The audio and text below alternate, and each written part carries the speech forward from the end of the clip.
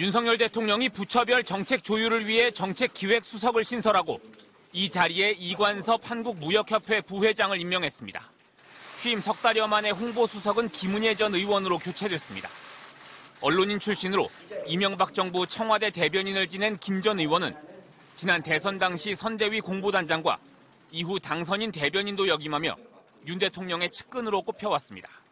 낮은 자세로 국민 여러분의 기대와 바람을 가감없이 전달하고 윤석열 대통령의 국정 철학을 제대로 잘 전하는 가교 역할을.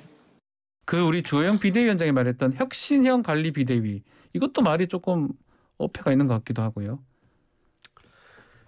주호영 의원님이 혁신을 상징하는 인물이라고 보는 분들은 많지 않을 겁니다. 우리 안정감 또는 어쩌면은 또 협의 협상 이런 걸 주도하는 지도자라 보시기 때문에 이번에 혁신의 기치를 내세우시려면은 그에 걸맞는 방역이라든지, 지금 많은 국민들이 혁신의 대상으로 지목하는 것이 대통령실과 그리고 이 소통 문화라든지 이런 것들, 그런 것들을 먼저 이야기할 수 있어야겠죠. 저는 그런 걸 할 수 있는 용기 이후에 따르는 것이 혁신이다.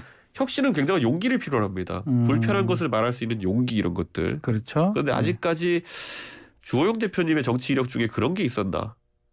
자, 김은혜 의원은 혁신이라고 봐야 됩니까? 어떻게 보십니까? 지금 이제 홍보수석, 대변인 할 것 같은데요. 홍보수석이 무슨 혁신을 해요?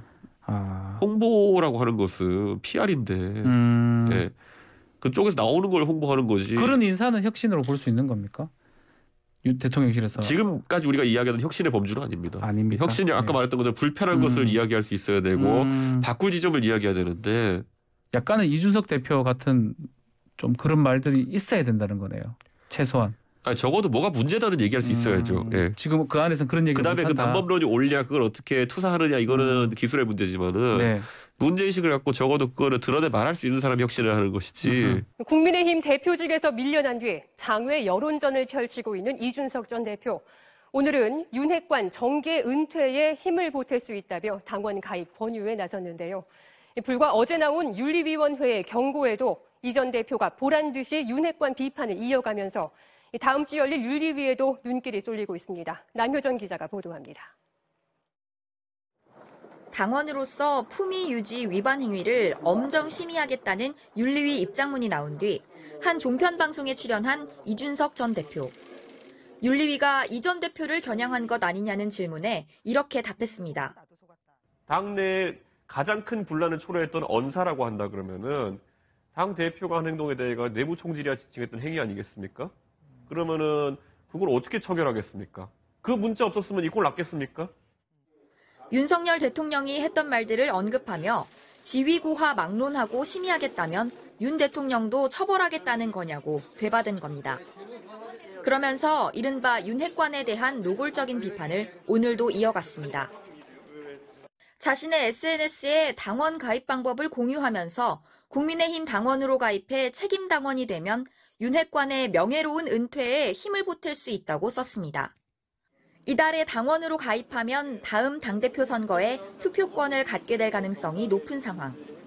자신의 지지자를 끌어모아 전당대회에서 윤핵관 후보와 정면 대결을 준비하겠다는 의도입니다. 동시에 당 윤리위의 공개 경고도 아랑곳하지 않겠다고 선언한 셈입니다. 반면 윤리위 관계자는 입장문을 내면서 누구든 발언을 자제하라는 뜻도 있지만 경고 이후 발언에 대해선 가볍게 보지 않겠다는 의미도 담겨 있다고 밝힌 바 있습니다. 결국 이 전 대표가 여론전 강도를 높일 경우 윤리위가 당원권 6개월 정지에 더해 추가 징계를 추진할 가능성도 있어 당내 파열음은 계속될 전망입니다. MBC 뉴스 남효정입니다.